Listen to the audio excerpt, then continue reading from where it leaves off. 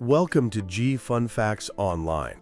From the non-stick pan you cooked breakfast in, to the waterproof jacket that keeps you dry in the rain, to even the pizza box from last night, our modern lives are filled with chemical marvels. But some of these conveniences come with a hidden, permanent cost. They are built with a class of compounds nicknamed forever chemicals. Officially known as PFAS, these substances are in our water, our soil, and our bodies, and they don't break down. Today, we're not just talking about the problem, we're deconstructing the fundamental science of why these chemicals are so permanent and exploring the powerful, innovative physics being used to finally destroy them. So what makes a forever chemical forever?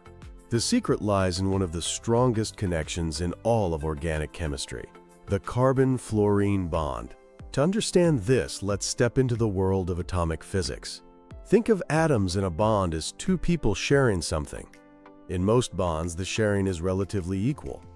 But fluorine is the most electronegative element on the entire periodic table. That means it has an incredibly powerful, almost greedy, pull on electrons. When carbon bonds with fluorine, the fluorine atom hoards the shared electrons, becoming slightly negative, while the carbon becomes slightly positive. This creates a powerful electrostatic attraction, like tiny, super strong magnets holding the atoms together. How strong?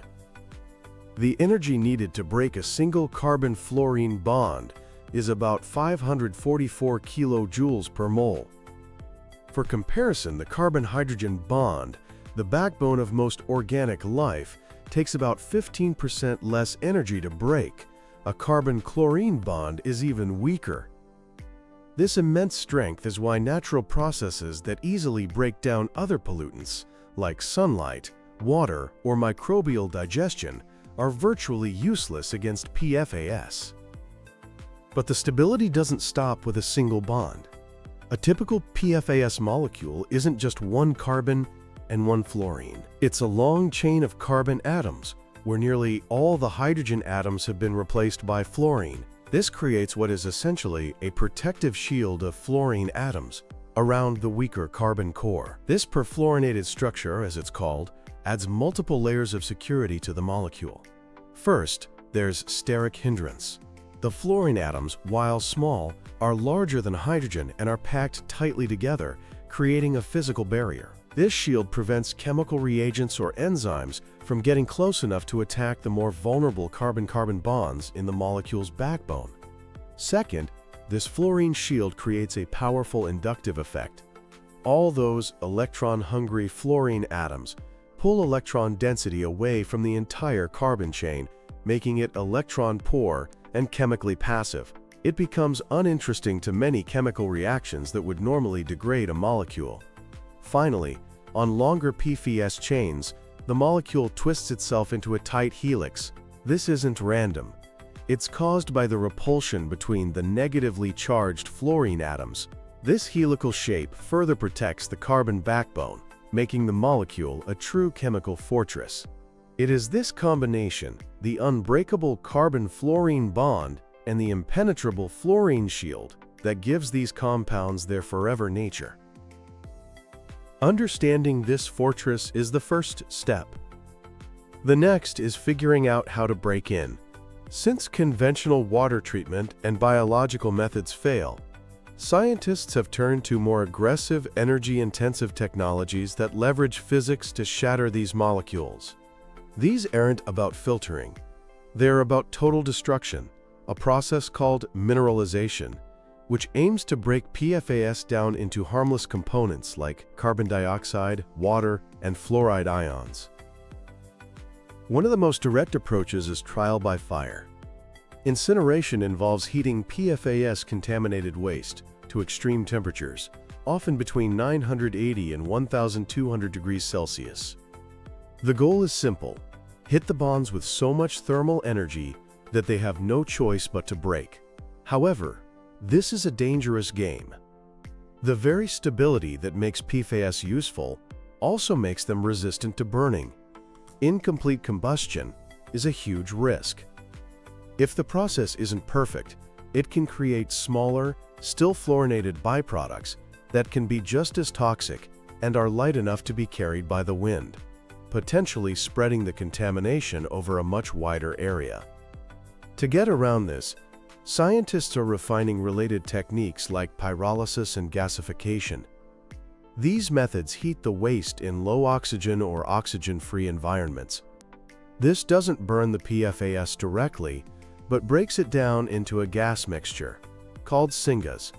This syngas, now containing the concentrated PFAS, can then be funneled into a highly controlled afterburner and incinerated at extreme temperatures, offering a more contained, two-step destruction process. Perhaps one of the most innovative thermal methods is supercritical water oxidation, or SCWO. This sounds like science fiction, but it's very real.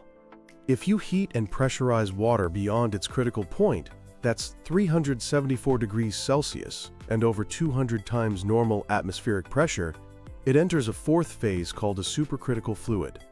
It's not a liquid, not a gas, but has properties of both. In this state, water becomes a universal solvent for organic compounds like PFAS, and oxygen dissolves into it completely.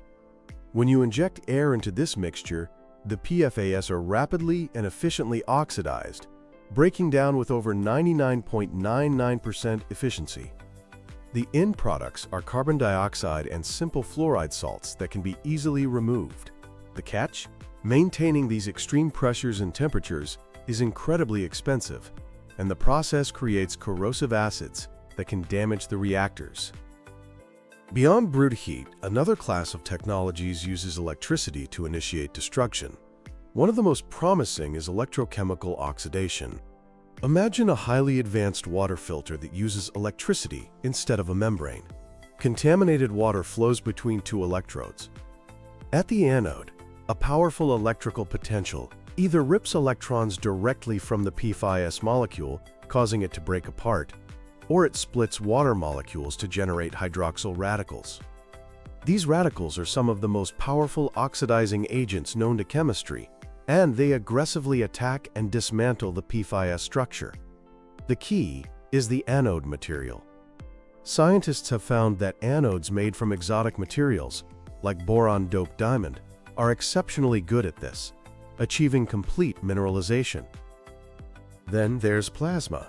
Often called the fourth state of matter, plasma is an ionized gas created by applying a strong electrical field. For PFAS treatment, scientists use cold plasma, which means the gas itself stays near room temperature, but the electrons within it are energized to incredible levels. When this plasma is bubbled through contaminated water, it unleashes a multi-pronged attack. High-energy electrons can attach to PFAS molecules, destabilizing them. The plasma itself is a cocktail of reactive species, hydroxyl radicals, atomic oxygen, and more, that chemically shred the PFAS. And the fast-moving particles can physically bombard the molecules, helping to break them. Plasma has shown over 90% degradation for major PFAS compounds and has the advantage of being non-selective, meaning it attacks a wide range of these forever chemicals. But, as you might guess, creating plasma is very energy-intensive. The search for destruction methods has led to even more creative uses of physics. Take sonolysis. This technique uses high-frequency ultrasound to create and collapse microscopic bubbles in the water. While the water itself stays cool, the implosion of each bubble creates a localized, transient hotspot, with temperatures reaching thousands of degrees and pressures hundreds of times greater than our atmosphere.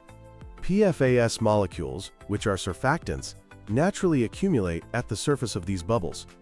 When the bubble collapses, they are caught in this violent implosion and are pyrolyzed, incinerated in a microscopic pressure cooker.